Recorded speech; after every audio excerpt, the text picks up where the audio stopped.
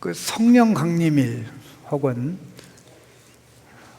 맥추절, 맥추절이 뭐예요 도대체? 맥추, 맥을 못 춘다는 말이에요? 맥추절이 뭐예요? 보리추수, 보리추수를 맥추절이라고 그러니까 보리추수는 하나의 추수 중에 제일 먼저 시작되는 첫열매 추수고요.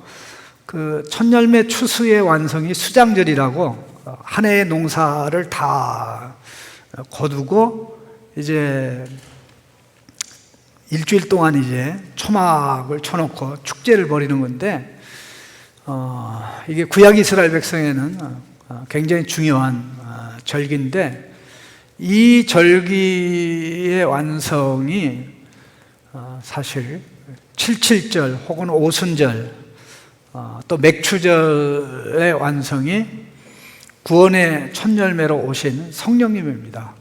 그래서 개인적으로는 내가 예수를 믿고 성령 받을 때가 성령님이 나에게 첫 열매로 오신 거고, 교회적으로는 승천하신 예수님이 40일 만에, 좀 더 정확하게는 내가 계산하기는 한 43일 만에 120문도 교회에 임한 것이 바로 그때부터 성령님이 역사에서 이끌어가는데 이 부분은 굉장히 중요한데 특별히 우리 한국은 이 맥추절하고 오순절 성령 강림을 따로따로 지키는 거 여러분 알고 있어요? 우리 창신교회만 이거를 하나로 합쳐서 오순절 성령 강림일을 신약의 맥추절로 지킵니다. 왜 제가 그렇게 했냐면은 2010년에 창신교회 부임을 해서 이렇게 쭉 보니까 이게 다 따로따로 있더라고요. 목회 안 할 때는 이게 몰랐는데 이래서는 안 되겠다 해서 아마도 내 기억이 맞다면 바로 부임하자마자거나 아마 틀렸다면 그 다음 해부터 그렇게 이제 성령 강림일을 중심으로 그렇게 했는데 구약의 그림자를 붙잡고 사는 게 아니라 완성된 실체를 붙잡고 사는 게 맞죠. 여러분 희생 짐승을 잡아서 예배를 드려요? 예수님을 믿고 예수님의 자격으로 나와서 예배 드립니까? 여기 보니까 뭐 한 사람도 염소나 양을 끌고 온 지체가 하나도 없네요. 예? 예? 우리의 많은 습관들이 구약적인 습관이 그림자적인 습관이 남아있는데 한국교회가 사실 이런 부분이 많이 정리를 안 됐는데 정리하고 싶은 그런 마음이 있어서 그렇게 시작했고 그렇게 우리 교회에서 그렇게 할 때 신문에 한번 기사가 난 적이 있어요.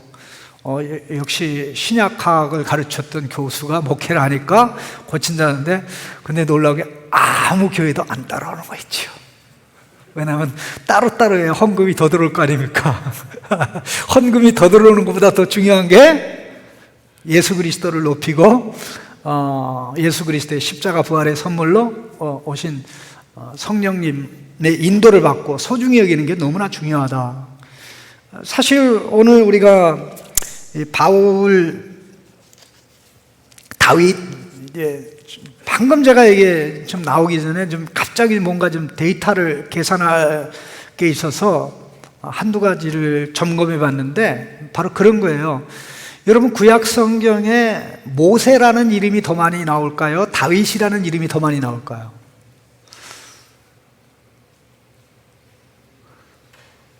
모세다. 손 들어보면 모세가 더 많이 나올 것 같다. 그렇죠. 다윗이 더 많이 나올 것 같다.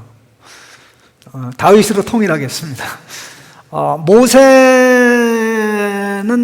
한 780번 정도 나온다고 하면 다윗은 구약 성경만 해도 거의 1000번이 넘어요. 히브리어 본문으로. 그러니까는 단일 인물 가운데 그렇게 많이 나오는 사례가 없고요. 사실 구약 성경 전체에서 다윗이라는 인물은 그 최고의 정점인데 다윗이 가장 두려워했던 일이 뭔지 아십니까? 다윗이 가장 두려워했던 일 시편 51편에 나옵니다. 다윗이 가장 두려워했던 일이 하나님께서 그의 영을 다윗에게서 거두는 겁니다. 사울에게서 하나님이 영을 거두셨잖아요. 사울 왕에게서 하나님의 영을 거두고 보니까 사울이 어떻게 되는 걸 봤다 이 말이에요. 그래서 다윗이 밧세바와 동침하고 그와 관련된 연발타 죄를 짐으로 인해서 혹시라도 하나님이 성령을 거둬가시면 자기 인생이 비참해진다는 것을 알았기 때문에 하나님 제발 성령을 내게서 거둬가 주지 마십시오. 거둬가 주지 마십시오. 그렇게 기도를 했던 건데요. 사실 오늘 저는 지난주에도 그렇고 오늘도 이제 다윗의 감동적인 기도인데, 이 기도와 말씀의 만남만큼 아름다운 게 없어요. 말씀과 기도의 만남, 그 말씀과 기도의 아름다운 만남을 이루는 역할을 하는 분이 성령님이신데, 자 보세요. 나단 선지자에게 성령이 있죠. 그 다음에 다윗 왕이 왕으로 기름 부음 받을 때 성령이 임하죠. 그래서 나단과 다윗을 연결하는 게 성령님이고 또 하나님의 말씀이죠. 말씀이 선포될 때 성령이 역사하고, 그러니까 말씀을 가르치는 성령님, 말씀을 깨닫게 하는 성령님, 말씀을 받아들이게 하는 성령님, 또 말씀에 순종하도록 도와주시는 성령님. 이 모든 것이 구약에는 꿈이었어요. 미래의 소망이었어요. 하나님 백성 가운데는 성령이 있었는데 하나님 백성 개개인 each one of them, 각각 개인 속에는 성령이 안 계셨어요. 그 이유는 아직 하나님의 백성에게 성령이 주어질 만한 조건, 성령이 주어질 만한 상황이 도래하지 않았어요. 그거는 구약 때만이 아니라 예수님 때도 예수님이 사역하는 기간 동안에 많은 제자들을 거느렸는데 12제자가 있고 70명 제자가 있고 그 밖에는 또 120명, 심지어는 500명, 예수님의 부활하는 그 승천하는 장면을 500여 명의 성도들이 봤다고 고린도전서 15장에 나오는데, 그럼에도 불구하고 예수님이 십자가 부활 사건 이전에 예수님이 단 한 사람에게도, 베드로, 요한, 야고보를 비롯해 여인들 단 한 사람에게도 예수님이 성령을 주실 수가 없었어요. 여러분들은 공짜로 받아서 이렇게 대단하지 않은 것처럼 생각할지 모르냐? 이거는 어마어마한 것이었어요. 모세만큼 속이 많이 썩었던 사람도 없죠. 이스라엘 백성이 애굽에서 나와가지고 한 발짝 가면 불평, 또 한 발짝 가면 원망, 애굽에서 있을 때가 더 좋았더다, 왜 여기는 물이 없어, 이게 젖과 꿀이 흐르는 땅이요, 애굽이 젖과 꿀이 흐르는 땅인지 하면서 계속 원망, 불평할 때마다 이 모세가 열받아가지고 하나님 앞에 뭐랍니까? 하나님, 이 많은 백성들 내가 난 자식 새끼들이 아닌데 왜 내가 이 짐을 혼자 집니까? 차라리 나를 죽여주십시오. 나를 죽여주십시오. 그럴 때 하나님이 뭘 하셨습니까? 네 마음 안다. 네 마음 안다. 너 장로 70을 세워라. 그들 중에 내가 너에게 임한 성령을 부어줘서 너의 부담을 그들이 너와 함께 같이 나누어서 지게 하리라. 그래서 70명에게 성령이 임할 때 두 사람이 각자 자기 텐트에서 성령을 받았는데, 받자마자 예언을 하게 되니까 어떤 사람이 달려와서 여호수아한테 보고를 합니다. 두 사람이 성령을 받아서 예언을 하는데 큰일 났습니다. 그러니까 여호수아가 모세한테 부탁하지 않습니까? 저 사람들 더 이상 예언하지 못하게 해달라고.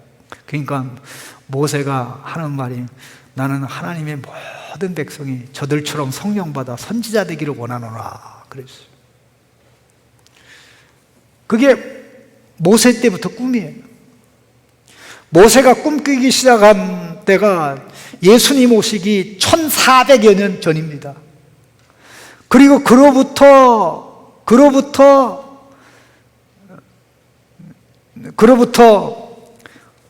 450년이 지나서 다윗이라는 인물이 개인적으로 성령 받은 거예요. 생각을 해보세요. 다 받은 것도 아니에요. 그런데 다윗이 가장 두려워했던 거고, 성령이 떠나면 나는 시체다. 성령이 떠나면 나는 사울처럼 된다.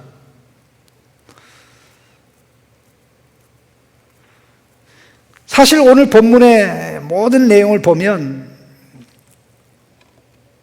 많은 것을 제가 말씀드리지 않고 약간 좀 핀트를 바꿔서 말씀을 드리기 원하는데, 다윗은 하나님이 왜 그를 택하고 그의 후손을 택하여 이스라엘 왕으로 세웠는지를 알고 깨닫게 됐습니다. 하나님의 이름을 드러내고 나타내기 위해서 하나님이 이스라엘 백성을 택했고 애굽에서 건져냈고, 이제 하나님의 이름이 이스라엘 백성을 통해 드러나는 것이었는데, 그를 위해서 자기와 자기의 가문, 즉 왕조가 복을 받아야 된다는 사실을 깊이 깨닫고 기도한 내용이 오늘 본문의 내용인데, 사실 이 짧은 본문에 우리가 평생 알아야 될 핵심 내용이 다 들어있어요. 하나님에 대해서 알아야 될 것 전부, 기도에 대해서 알아야 될 것 전부, 또 우리가 추구해야 될 것 전부, 또 하나님의 말씀에 대해서 알아야 될 것 전부. 예를 들어서 하나님에 대해서 알아야 될 전부 핵심이 뭡니까? 유일하신 하나님. 우리가 평생 믿음 생활하지만 하나님을 유일하신 하나님으로 높이고 받듭니까? 그렇지 않잖아요. 22절에 그런즉 주 여호와여 주는 위대하시니 이는 우리 귀로 들은 대로는 주와 같은 이가 없고 주 외에는 다른 신이 없습니다. 그리고 28절에도 다시 정리하기를 주 여호와여 오직 주는 하나님이시며, 주 여호와여 오직 주는 하나님이시며, 원문에는 어떻게 되어 있냐면요, 이제 주 여호와여 당신께서는 바로 그 하나님이십니다. 하나님이라는 단어를 쓰기에 유일하게 적합한 분. 그러니까 이걸 어떤 소리? You are the only true God. You are the only true God. Only true God. 다른 신들은, 애굽의 신들, 주변 나라의 신들은 신이라 불리지만 신이라 불릴 자격이 없는데 여호와 하나님만 You are the only true God. 하나님이라는 단어가 붙이기에 유일하게 적합한 분. 여러분의 하나님이 이런 하나님인 줄로 믿습니까? 확신합니까? 입에 발린 겁니까? 삶으로 고백되고 표현되는 겁니까? 신앙생활의 전부는 이거예요. 솔로몬이 이 신앙 고백이 있었다면 주변 나라의 왕들의 공주, 딸들을 아내로 취하면서 그 나라의 신들을 섬기지 않았을 것입니다.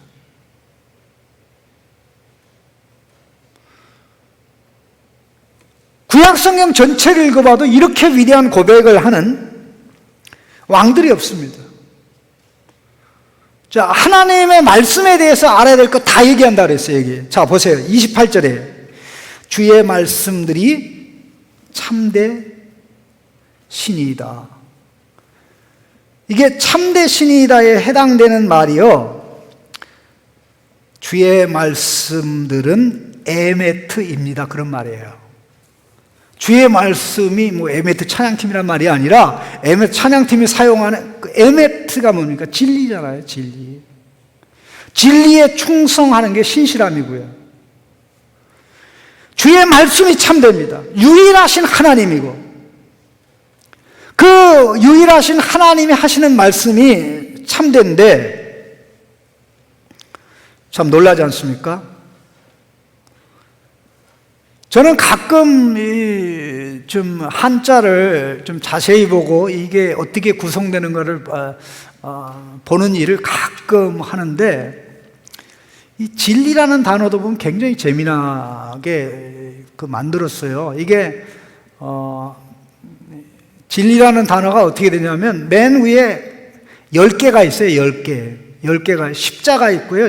이게 10십자가 있고 그 밑에 이 그릇이 있어요. 이게 그 그릇인데, 그러니까 그릇에 10개를 담는 거예요. 그릇에 10개를 담는 거예요. 그릇에 10개를 담으면 무슨 얘기입니까? 완전히 다 담는다, 그런 의미가 있는 거죠. 그리고 이 리자가 무슨 자인지 아세요, 여러분들? 이게 왕의 마을이란 뜻이 리자예요. 진리할 때 리자가 왕의 마을이란 뜻이에요. 왕에다가 마을 리자거든요. 그러니까 뭐예요? 왕의 마을로 가게 하는 게 뭐예요? 진리다. 왕의 마을로 가게 하는 게 진리다. 그럼 진리에서 떠나면 어떻게 되는 거예요? 왕의 마을로부터 떠나죠. 하나님 나라로부터 떠나죠. 그러니까 이 한자를 만든 조상들이 하나님의 계시의 일부가 거기에 들어있는 거죠. 내가 재해석해 보니까 이제 그렇게 생각할 수 있는 거지, 모든 한문을 보는 사람들이 내가 보는 것처럼 보는 건 아니에요. 여러분 착각하지 마세요. 아무래도 특별 구원 진리를 보는 입장에서 다르게 보기 때문에 그런데, 여러분 성경에 쭉 보세요. 하나님의 말씀을 진리로 고백하는 사람은 그 말씀 내려놓을까요? 내려놓지 않을까요? 내려놓지 않습니다. 성경이 진리이고 성경이 진리인 것처럼 일반 책도 진리일까요? 그렇지 않아요. 성경이 진리인 것은 왜 그렇습니까? 하나님 말씀이니까. 진리라는 건 뭐됩니까? 그 말씀대로 그대로 되어지거든요. 이게 한두 가지가 그런 게 아니고요. 우리 시편에도 보면 시편 19편 9절 말씀에 여호와를 경외하는 도는 정결하여 영원까지 이르고 여호와의 법도 진실하여 다 의로우니. 여호와의 법도 진실하여, 여기 에메트입니다. 여호와의 토라가 에메트다. 여호와의 율법이 진리다. 시편 25편 5절에는 주의 진리로 나를 지도하고 교훈하소서. 진리로 지도하고 교훈하소서.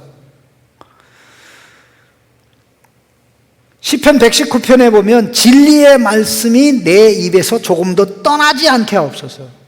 진리의 말씀이 내 입에서 조금도 떠나지 않게 하옵소서.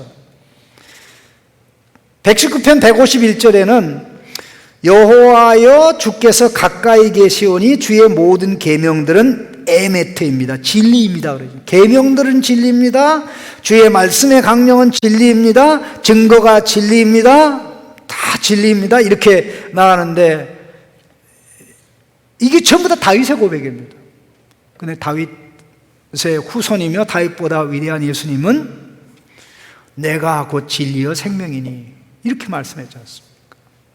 하나님의 말씀은 진리입니다. 하나님 말씀으로 거룩하게 하옵소서, 이렇게 말씀하고, 더 나가서 예수님이 보내주시는 성령은 어떤 분입니까? 진리의 성령님. 진리를 가르치시고 진리를 깨닫게 하시고 진리를 받아들이게 하시고 진리를 가지고 기도하게 하시고 진리를 가지고 기도할 때 우리로 진리로 빚으시고 진리의 길 가도록 역사하는 이런 하나님이시죠. 그러니 하나님 말씀에 대해서 알아야 될 내용이 여기 다 들어있는 거죠. 더 나가서 보세요. 주의 말씀들은 참됩니다. 진리입니다. 주께서 이 좋은 것을 종에게 말씀하셨습니다. 자, 진리인 말씀들이 좋다는 게 뭡니까? 이게 좋은 것, 좋은 것들 이란 뜻입니다. 이 좋은 것들, 이 좋은 것들, 이 좋은 것들이라는 표현이요, 하토바 하조트입니다. 좋다 비슷한 발음이 비슷하면 토바 하조트, 하토바 하조트라고. 이 토바 이스라엘 사람들은 이제 감사한다 할 때 이 좋다라는 말하고 좀 발음이 비슷해요. 토다바가 땡큐 베리 머치라는 뜻이거든요. 지금 이스라엘이 사용하는 사람 그 말인데, 자, 좋은 게 뭐 토다, 그 다음에 토부. 좋은 게 뭡니까? 하나님 말씀대로 되는 게 좋은 거잖아요. 왜 진리입니까? 하나님 말씀한 대로 돼요. 하나님 말씀한 대로 됐을 때 그걸 갖다 뭐라는 거예요? 좋은 것. 좋은 것. 하나님 말씀대로 되니까 좋은 것. 그러니까 창조가 다 좋은 이유는 뭐예요? 하나님 말씀대로 됐으니까. 여러분의 사상이 하나님의 말씀대로 되면 좋은 사상이에요. 여러분의 감정이 하나님 말씀대로 되면 좋은 감정이 되는 거예요. 여러분의 행동이 하나님 말씀대로 되면 좋은 행동, 바른 행동이 되는 거죠. 여러분의 인격이 하나님 말씀으로 빚어지면 좋은 성품이 되는 거죠. 그러니 사실 다윗은 이 모든 것을 그대로 받아서 주께서 좋은 것들을 약속하셨으니 말씀대로 하옵소서. 다윗의 후손인 예수 그리스도는 좋은 것들을 구하는 자에게 성령을 주시지 않겠느냐 그랬잖아요. 누가복음 11장 13절 말씀에서 좋은 것들 중에 중심에 성령이면, 왜? 성령이면 뭐 하는 거예요? 하나님이 말씀하면 뒤처리하는 분이 성령님이거든요. 예? 안 되면 되게 하라 할 때 실제적으로 되게 하는 분이 성령님이시거든요. 예? 아버지 기획하고 아들은 기획하는 것 실행하고 실행하는 것이 작품으로 이루어지게 하시는 분이 누구라고요? 성령님이거든요. 그러니까 그 성령님이 아니라면 되어질 수 있는 게 아무것도 없죠. 자, 다윗의 기도를 한번 생각해 보세요. 이 기도 속에 우리가 배워야 될 기도가 다 들어있다고 그랬는데, 기도는 뭐다? 하나님 말씀의 반응이다. 하나님 말씀대로 하옵소서. 내 생각이 더 좋습니다. 그렇게 상사한테 얘기했다가 큰일 나요. 회사 쫓겨나요? 아무리 좋아도 아직 제가 경륜이 모자라서 안 됩니다. 이렇게 나갈 수밖에 없는 현실인데요. 자, 이 말씀 보세요. 다윗의 기도 가운데 어떻게 나갑니까? 일단 이미 하나님 말씀드렸어요. 다윗과 다윗의 왕조가 잘 돼야 되는 것은 그래야 이스라엘 백성 전체가 복을 받거든요. 그래서 이스라엘 백성이 정말 하나님의 이름을 드러내고 나타내면 주변 나라들이 복을 받게 되죠. 여러분 옆에 있는 지체들에게 야 한번 얘기해 보세요. 야 네가 잘 돼야 내가 복 받아. 한번 따라합시다. 네가 잘 돼야 내가 복 받아. 아멘? 네가 잘 돼야 내가 잘 돼. 네가 잘 되면 내가 안 돼. 이게 세상이죠. 하나님의 말씀에는 네가 잘 돼야 내가 잘 되는 거. 아멘? 확실합니까? 쭈그러뜨 좀 힘들게 하지 말아요. 예. 다윗의 마음이 이 마음이에요. 29절을 보세요. 이제 청하건대 종의 집에 복을 주사 주 앞에 영원히 있게 하옵소서. 이제 청하건대 종의 집에 복을 주사 주 앞에 영원히 있게 하옵소서. 뭐가 주 앞에 영원히 있게 해달라는 겁니까? 복이 주 앞에 영원히 있게 해달라는 겁니까? 다윗 왕조가 주님 앞에 영원히 있게 해달라는 겁니까? 복이 영원히 있게 해달라는 거다? 다윗 왕조가 영원히 있게 해달라는 거다? 다윗 왕조가 영원히 있게 해달라는 거죠. 그럼 다윗 왕조가 하나님을 섬기는 일에 영원히 주님 앞에 있게 해달라는 건 무슨 얘기입니다? 결국 다윗 왕이 추구한 복은 이스라엘 백성을 위해서, 이스라엘의 나라를 위해서 영원히 대를 이어서 하나님을 섬기는 거죠. 이게 진짜 기도 아닌가요? 복 받아서 튀는 겁니까? 하나님을 섬기는 게 복입니까? 자, 화면에 지금 글씨 좀 한번 써보세요. 하나님이 복이냐? 하나님이 주시는 복이냐? 하나님이 복이냐? 하나님이 주시는 복이냐? 여러분 어떤 걸 택하실래요? 하나님을 복으로 택할래요? 하나님이 주시는 복을 택할래요? 둘 다 택할래요? 둘 다는 안 돼요. 둘 다는 안 돼요. 하나님이 하나님을 복으로 택하겠습니까? 하나님이 주시는 복을 택하겠습니까? 다윗이 택한 게, 기도를 통해서 택한 게 하나님을 복으로 택한 거예요. 자기와 자기 왕조가 하나님 앞에 서 있게 해달라고. 자, 누가 주인 앞에 서 있죠? 종이.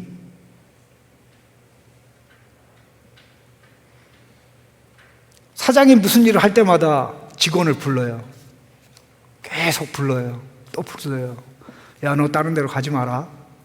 네가 다른 데로 가면 우리 회사 망한다. 너 절대 다른 직원들한테 얘기하지 마. 너는 절대 다른 회사 가면 안 돼. 자, 인정받는 사람이에요? 인정 못 받는 사람이에요? 인정받는 사람이죠. 하나님만, 다윗만 하나님 섬기고 끝이 아니라 다윗 후손이, 왕에 오르는 모든 자들이 그렇게 섬기길 원했는데 이대로 됩니까? 안 됩니까? 안 됐죠. 그러면 다윗의 기도가 응답됩니까? 안 됩니까? 마침내 예수 그리스도가 오셔서 다 이루어지죠. 여러분, 이스라엘 역사를 한번 생각해 보세요. 솔로몬 때 고꾸라지기 시작하잖아요. 솔로몬은 하나님을 복으로 받은 사람입니까? 하나님이 주시는 지혜의 복을 하나님으로 붙잡은 사람입니까? 하나님이 주시는 지혜를 하나님보다 더 좋아하는 사람이에요. 그러니까 어떻게 됩니까? 결국 어려워지죠. 결국 나라가 어떻게 됩니까? 주전 586년에 망하죠. 성전이 파괴되죠. 백성들은 포로가 되죠. 왕도 없어요. 제사장도 없어요. 성전도 없어요. 성전의 모든 기구들은 어떻게 됩니까? 바벨론의 군사들이 다 전리품으로 가져가죠. 그럼 하나님의 약속은 어떻게 된 겁니까? 다윗 왕조를 영원히 견고하게 하겠다고 그러고, 그래서 다윗이 이 왕조가 견고하게 되게 해 주십시오라고 했는데 결과적으로 어떻게 됩니까? 70년 만에 바벨론에서 돌아오죠. 70년 만에 바벨론에서 돌아왔을 때 다윗 왕조가 회복됐나요? 아니에요. 총독은 있었습니다. 제사장도 회복이 됐습니다. 성전도 회복이 됐는데 총독은 속국에 페르시아라는 속국, 페르시아에게 속한 속국의 대리 통치하는 자예요. 세상 나라에 하나님을 알리고 드러내고 나타내는 하나님 말씀에 그런 왕이 아니죠. 그러나 하나님은 마침내 예수 그리스도를, 다윗 자손, 다윗보다 위대한 예수 그리스도를 보내셔서 이루시죠. 솔로몬은 성전 짓고 모든 게 끝났다고 그랬어요. 그런데 솔로몬은 성전 짓고 나서 내리막으로 갔어요. 솔로몬은 사역의 초기에 성전을 짓고 내리막으로 갔어요. 그런데 예수님은 사역의 결과로 성전을 지었어요. 그 엄청난 차이죠. 그런데요, 이 스가랴 6장에 굉장히 중요한 말씀이 있습니다. 스가랴 6장 12절 13절에 이런 말씀이 있습니다. 말하여 이르기를 만군의 여호와께서 이같이 말씀하시되 보라, 싹이라 이름하는 사람이 자기 곳에서 돋아나서 여호와의 전을 건축하리라. 스룹바벨의 성전이 건축됐는데 그게 미완성이에요. 미완성인 이유는 영광이 없었어요. 그 다음에 더 비극은 법궤가 없었어요. 법궤가 없는 성전이 무슨 하나님의 성전이에요? 영광이 임할 수 없었던 것은 법궤가 없으니까 임할 수가 없죠. 그런데 뭐라는 게 싹이라 이름하는 사람, 이 싹이라 이름하는 사람이 누구냐면 메시아입니다. 메시아가 와서 여호와의 전을 건축하리라. 그가 여호와의 전을 건축하고 영광도 없고 그 자리에 앉아서 다스릴 것이요. 스룹바벨 성전을 재건할 때는 스룹바벨과 여호수아가 협력했지만 이제 메시아가 나타나면 제사장이 왕이 되고 왕이 제사장이 되는 한 분이 다 한다는 거예요. 바로 그분이 예수 그리스도죠. 그런데 예수님이 어떻게 하나님의 집은 다윗의 집입니다. 이스라엘 다윗의 집을 회복시킬 분은 다윗의 가문에서 태어난 다윗보다 위대한 다윗의 주시는 다윗 자손 예수 그리스도입니다. 오시자마자 이걸 짓는 게 아니라 어떻게 합니까? 평생 희생과 저주의 삶을 통해서 죗값을 지불하고 또 하나님 백성이 순종하지 못한 순종을 해서 결과적으로 모든 것의 결정체로 결실로 십자가에서 죽으심을 당하죠. 예수님의 십자가의 죽음과 부활은 일종의 새로운 건축 사건입니다. 여러분, 예수님이 십자가에 달릴 때 여러분 그냥 절대 넘어가서는 안 되는 중요한 내용이 있는데, 예수님이 산헤드린 법정 앞에 섰을 때 고소 내용 중에 하나가 무슨 내용이냐면, 이 사람이 성전을 헐으면 3일에 짓는다고 했습니다라는 고소 내용이 있었어요. 근데 증언이 일치되지 않아 하고 이게 채택이 안 됐습니다. 그런데 예수님이 십자가에 달렸을 때도 예수님을 조롱하면서 성전을 지으면 3일 만에 다시 일으킨다고 하는 자요, 내려와서 그 말대로 해봐 그랬어요. 근데 예수님은요, 십자가의 죽음으로 성전을 짓는 과정 중에 있었거든요. 예? 사람들은 예수님이 십자가에 달려서 메시아가 아니라고 그랬는데, 예수님은 십자가에 달렸기 때문에 메시아고, 십자가에 달렸기 때문에 하나님의 집을 지어가고 있다고 보신 겁니다. 이것을 가장 잘 보여주는 것이 사도행전 4장 11절 12절입니다. 이 예수는 너희 건축자들의 버린 돌로서 집 모퉁이의 머릿돌이 되었느니라. 다른 이로서는 구원을 얻을 수 없나니 천하 사람 중에 구원받을 만한 다른 이름을 우리에게 주신 이 없습니다. 자, 이 예수는 너희 건축자들이 버린 돌로서, 이게 십자가 사건입니다. 집 모퉁이의 머리 되었느니라, 이게 부활 사건입니다. 버림받은 예수님이 부활하셔서 하나님의 집을 짓는데, 이 집은 부활의 집입니다. 교회이기도 하고 하나님의 집이기도 하고 하나님 나라이기도 하고 다윗의 장막이기도 합니다. 하나님 나라로 승격된 다윗의 장막이기도 하죠.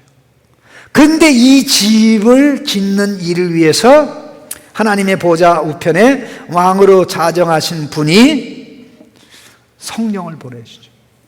성령을 보내시죠. 여러분, 사도행전 15장 16절에 보면 이상한 말씀이 있습니다. 15장 16절에 이런 내용이 납니다. 이후에 내가 돌아와서 다윗의 무너진 장막을 다시 지으며 또 그 허물어진 것을 다시 지어 일으키리니, 이렇게 되어 있습니다. 여기 허물어진 다윗의 장막, 이게 성령을 통해서 지어지고 있는, 회복되고 있는 하나님의 백성이고 교회이고 하나님 나라고 다윗의 집이죠. 근데 우리가 그 나라의 백성이고 다윗의 집에 속한 하나님의 아들, 딸들이죠. 그러고 보면, 참 이 다윗의 이 기도 속에, 예수님이 오시기까지, 예수님이 오셔서 모든 걸 이루기까지 거의 1000년의 역사가 들어있는 거예요. 안 되는 것 같았는데 여기 1000년의 역사가 있는데, 이 기도한 시점으로부터 1000년이 지나니까 주님이 이루셔서 그 혜택을 저와 여러분이 받고 있다는 겁니다. 너무 스케일이 커서 여러분에게 와닿지 않을 수가 있는데요, 여러분에게 임하여 계신 일하시는 성령님은 가볍고 천박한 성령님이 아니십니다. 진리를 깨닫게 하고 하나님의 집으로 여러분이 빚어지게 하고 여러분이 지어지게 하고 나아가게 하고. 사도 바울은 누구든지 성령으로 말미암지 않고는 예수를 주님이라고 고백할 수 없다고 그랬습니다. 여러분이 예수 그리스도를 마음 중심으로 여러분의 구원자로, 여러분의 주인으로, 퀴리오스로, 주님으로 고백하는 게 사실이라면 그거는 성령의 역사입니다. 그 고백을 하게 하는 성령님은 우리 안에 계셔서 우리의 삶을 이끌어가죠. 그러면 우리는 어떤 삶을 삽니까? 성령님이 없으면 어떻게 될까요? 새끼 S하고 그 새끼보다 큰 사탄 S에 짓밟히고 억누름을 당해서 인간 남은 삶을 살지 못합니다. 죄와 싸워서 이긴 사람 있나요? 유상선 목사나 싸워서 이길 수 있죠? 아니에요. 뭐 손양원 목사는 싸워서 이길 수 있나요? 다윗도 죄와 싸워서 이길 수 있나요? 사울, 바울, 특별히 바울이 죄와 싸워서 이기지 못합니다. 성령의 역사로. 그러니까 자, S 중에 가장 위대한 S가 Son이라는 S, 하나님의 아들 S잖아요. Son Jesus, Savior Jesus. 그 예수님의 스피릿, 성령 스피릿을 보내셔서 사탄이라는 S, 이거를 제압해서 우리가 하나님의 아들로, 딸들로 살아가게 하니까 지혜로운 사람은 어떻게 삽니까? 성령의 인도받아. 우리가 말씀을 읽을 때 말씀이 우리를 사로잡으려면 성령의 역사가 필요합니다. 말씀을 가지고 기도하는데도 변화가 일어나는 성령의 역사가 필요합니다. 자동적으로 일어나면 좋은데 자동적으로 일어나지는 않습니다. 왜냐하면 주권이 나에게 있는 게 아니라 하나님에게 있기 때문에. 종이 주인을 부려요, 주인이 종을 부려요. 부모가 자식을 부려요, 자식이 부모를 부려요. 우리가 성령 보고 시키는 대로 해요? 아니면은 성령님이 우리 이끌어가시죠.